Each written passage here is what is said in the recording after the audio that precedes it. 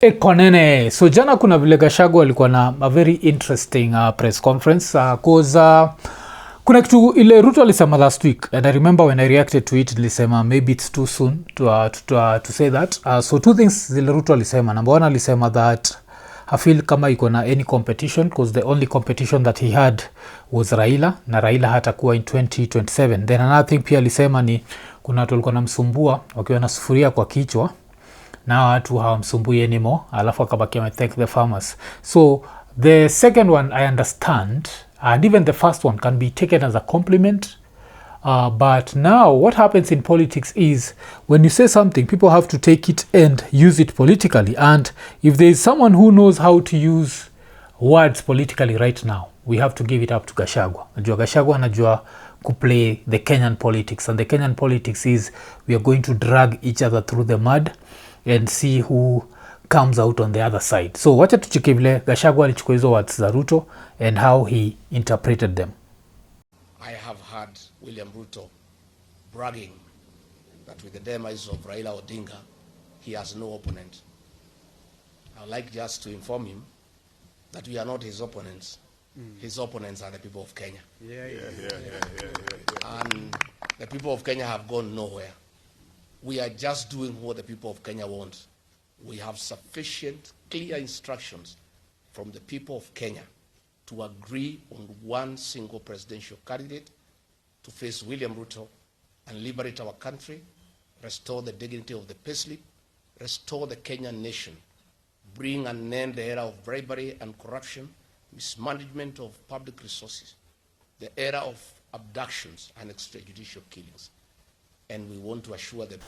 Unacheki, so even ndio kitu Gachagua alisema, and yes, 2027 is a very tricky time because yes, we can think about the Raila Odinga factor, but one thing that we can't just wish away ni the 2024 protest, and the 2024 protest somehow made a lot of Kenyans politically conscious. So as much as even right now we are talking about a lot of people not registering to vote, one thing is for sure, a lot of people will come out to vote who had registered before, because unakumbuka in the last elections nasemekana 8 million people stayed away.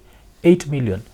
So it means that this time the 8 million people won't stay away, and a lot of people won't stay away just because of their hate for Ruto, and hate is a more powerful driver than love. Najua mtu anaweza sahau kuambia bibi yake I love you, anakusahau kuambia your husband I love you, but mtu unachukia ukimwonaga unakuwa inspired sana. So I agree na Gachagua na hiyo story ya the people of Kenya, because there's a big chunk, there's a very huge chunk of Kenya who don't like Ruto, and Ruto was chances, especially come ikuwe ni against Kalonzo, itakuwa very tricky for yeye, because pia kuna a lot of Baba supporters, a lot of Raila supporters who feel somehow like they have a debt to repay to Kalonzo. So but wacha tuendelee.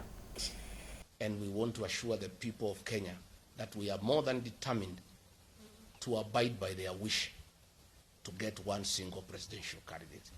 It will happen, and that will be the candidate of the people of Kenya. So William Ruto, much as you seem to celebrate the death of Raila Odinga, as you have rightly said that you are quite happy now that you have no other opponent, your opponent is not ourselves here. It is the people of Kenya, and they are in millions. And be prepared. So yes, alafu unacheki nini, ukicheki kuna vitu wanasema kibongajia the demise of Raila Odinga, unachikia sengine wakicheka. Why? Because they know that's not what Ruto meant. But you know, we are in politics, and in politics it's about perception. So if you can make people think, especially people who loved Raila, if you can make them think that the president is celebrating, then we increase our chances. And as I keep saying, this is the sort of politics that we've learned in Kenya. We've always learned that politics is dirty and people go against each other and people drag each other through the mud. So I'm actually not surprised, and I'm actually also not angry at Gachagua for doing that. Unajua, this is the platform tulitumia na tunaenda nayo, because don't forget, even Ruto himself, of course, yeye na Raila like in 2022 ilikuwa ni mganga, mtu wa vitendawili, mtu wa tialala, so kulikuwa na that disrespect. And that's the same disrespect where Gachagua as a student learned, and he learned from the best, and he knows how to play the game. Okay. And be prepared to face them as when the day comes. Thank you very much. Let our teams continue working together. We shall be in Magarini, we shall be in Malaba, we shall be everywhere to coordinate and give impetus to our campaign to make sure that we win. Thank you very much. Asante sana. Yeah, so ilikuwa ni the press conference here, the joint opposition, but still wacha to go back to history ya registered voters. So far kumekuwa na IBC registers 90,020 new voters in nationwide continuous voter registration exercise, and this is a something that I detected during the Gen Z protest, and kuna swali jam na mimi, but nilikuwa nasema that at some point it became very cool to protest, and people loved posting on Instagram that they were protesting, and I feel like that's the problem right now. We need to make voter registration cool. I don't know who needs to do it, but someone needs to go and start a challenge around a polling station, and somehow a few people, because kuna watu wanafikiria that in 2022 at 2027, that is, they're going to wait for people to vote, then if the result doesn't go their way, they go to the streets. And these are people who don't know about violence. These are the people who think that what's happening in Tanzania has never happened in Kenya. It's happened in Kenya. The police have been unleashed on citizens, and they've let blood flow on our streets. That can happen again. The only way to avoid that is to make sure that the gap is so big. Because don't forget, the difference between Kenya and Tanzania is we've put enough, sisi ni hard sana for a presidential candidate to be charged with treason in Kenya. Like, the probability of the High Court or the Supreme Court throwing that out is super high. So tuko na hizo advantages. But still, if the gap is too thin, it means that people want the president to continue, and I wouldn't blame him akidecide that he gap ni too thin, let me manipulate. Of course kuna sasa watasema mwafa anasema what I'm trying to say is watu wana need kutokea na kuregister as voters. 90,020 voters is too little, especially considering that I think walikuwa na target 6.3 million. That means we need to do 70 times what we've already done. So ni time ya kuchangamka jo, tusingoje last minute alafu tujidanganya that protests are somehow going to be different this time. African countries, mishanisikia mara mob kabisa nikipredict, like mujuaga the level of violence that they unleash on their citizenry. It's even scary, like when you think about how they just don't care. Inakuwaga like kaende. Alafu of course as we approach 2027, the politics of 2027 zimekuwa zikitokea. And I think Buddha will make headlines this past weekend. Ilikuwa ni Oburu Oginga, and ni Oburu Oginga. Me for a very long time I used to know him as Oburu Odinga. Kume ni Oburu Oginga. So Oburu Oginga aki-interviewiwa alisema Deputy President or nothing. That it means that ODM have to give the Yandi Ruto his running mate. So that's what alisema. And I don't know if ODM is coming from a position of power. That's the one thing that I'm not 100% sure. Because ODM without Raila Odinga, is it still ODM? Because Raila had this, I think I've used this phrase since his death, marami kabisa, but larger than life personality. Raila was so, I think Ojaka was magnanimous. Okay, I think misuse your jina. But Raila was so big that personally, I give the story that when I woke up in the morning and I heard that he was dead, I was actually surprised. Like, Raila is dead. Najua kuna wale wase, like, they are old. But considering that mse mwingine yuko 97, bado yuko, anaitwa Mudi Awori, it means Raila is not that old. So, like, it was so, it didn't even make sense to me that Budal kwa dead. That's how big he was. And that's the reason why ODM was ODM. Without him, I'm not 100% sure. And I think one of the people wale wanajua hivyo ni Robert Alai. So Alai nilichekia ameandika hivi. I don't agree with Alai on a lot, but kuna kitu moja aliandika nilifind interesting. Alisema ODM leaders must avoid blackmail as a currency on the engagements with William Ruto. Anyone giving the president ultimatums on behalf of supporters must know there are some things only Baba Raila Odinga could get away with because of his experience, performance, and character in the political sphere. Omiyo, that means we are going to 2027 as ODM to support President Ruto without conditions. Akasema anyone from ODM giving Ruto conditions is on a thin line of blackmail which we won't allow or entertain. Then akaendelea, in Luo, when your father passed on, you're left in the guardianship of an uncle. We found a loving and able uncle called William Ruto. We are not going to engage Uncle William with threats, intimidations, blackmails, etc. We are going to be respectful, obedient and loyal kids under the tender care of Uncle William Ruto. The only disagreement I have with this is, if there was no united opposition, then pia William Ruto angeambia ODM iko nene. But pia hizi ambia ODM iko nene. Because if ODM was to join the united opposition, then Ruto's goose is cooked. And remember, Ruto is a chicken farmer. So does not have so many gooses. So he does not want his goose cooked. He wants his goose laying some golden eggs. Sindio? Yeah, so his goose would be cooked if he was to Nini. So yeye mwenyewe pia Ruto, he's stuck between a rock and a hard place. Because yes, ODM pia, I think they're coming with this arrogance because they know he needs them. Without them, because for you to win an election, there has to be the perception that you've won the election. And without ODM, Ruto would lose that.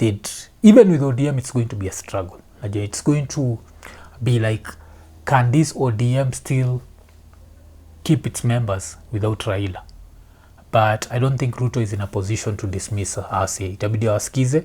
So now the question is, who will be the running mate, and will that running mate bring numbers? Najua. So that's the tricky thing. Before Raila dedi, mikuwa nimesema the running mate wanafikiria itakuwa ni Gladys Wanga, but that was going to come with Raila's blessings and Raila's numbers. Without him, I don't know, they need to think of another running mate. Kuna msali nilicheki akisema Karoli Omondi. I think that was Ahmed Nasir. I think Ahmed Nasir had written something close to Karoli Omondi. And one thing there's a sure Ruto ni, if he dared do that, he'd lose kabisa. Why? Because Karoli ilikuwa one of the people who were known not to follow Raila. Like at some point alikuwa ameanza ku dismiss views za Raila. He's even the guy who leaked na kambia watu that we need to pray for Raila. And that was at the time that Nini wenyewe walikuwa nasema nini, at the point when everyone else was saying that Raila was not sick. Sunacheki. So ilikuwa nini, Ahmed Nasir alikuwa ameandika, that will be historic and richly deserving. Imagine, it will be the first time since 1966 that Kenya will have a deputy president from Luo Nyanza. If I was to whisper in the right ear of His Excellency, I would have said Karoli Omondi is the right man. Wachana na hii propaganda ya Suba are not Luos, they are high-grade Luos, ask Tom Mboya. So, hii ndio kitu anasema, but Karoli alishajitupaga by the fact that he, unajua, alikuwa nakani kama ana disrespect baba. So, with that in mind, itakuwa hard sana, especially for he needs support of the other members, and the other members I don't think respect him that much. So I think pia his goose is cooked. Alafu talking of ODM members, of course one of the most dominant ODM members right now ni Edwin Sifuna. And Edwin Sifuna, even when Raila was alive, he used to have a position that was different from Raila but still respectful. He knows how to do that balance. So kulikuwa na hii headline pia kwa kenyans.co.ke, walikuwa wamequote Oburu Oginga from the NTV interview, na ilikuwa ni Edwin Sifuna communicates the true position of ODM party, and in my view he's doing a good job. So what has he been saying? Edwin has been saying that there is no party called broad-based party. There is only ODM, alafu ODM iko kwa broad-based, lakini hii arrangement ni till 2027. So after 2027 kila mtu lazima baki amecheck out like what if they still believe in whatever that they are selling. So that's interesting to see. But nikimalizia hata nimalizia na kitu si politics. Kuna hii picha niliona and I found it to be super interesting. So what was the picture saying? The picture was saying a lion may lose its teeth but never its hunger. Afuna cheki joka buda fulani joka amekaa.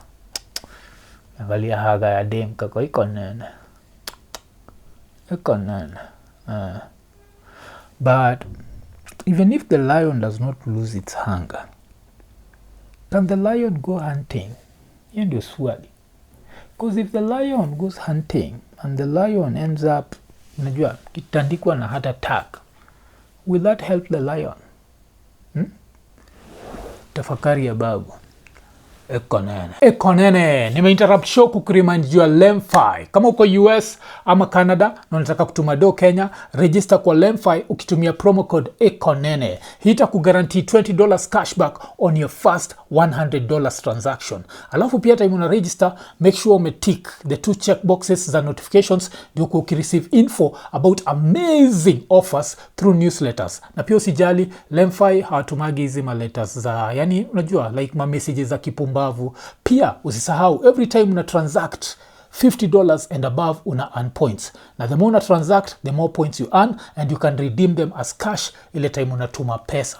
Alafu pia kitu nanibamba kabisa ni saizi ukitumia Lemfi unabaki umelipa pay bills na till numbers directly. That means unabaki umehandle bills za maparo wako ukiwa hizo maside za States ama maside za Canada. Alafu pia we mwenyewe as a Lemfi user baki umetafuta ile button imeandikwa get USD $20, ubaki umeinvite mabeste zako, na ukiinvite mabeste zako on their first $100 transaction unapata pesa ngapi? $20 cashback. So unangoja nini? Baki umechangamka, ingia Lemfi.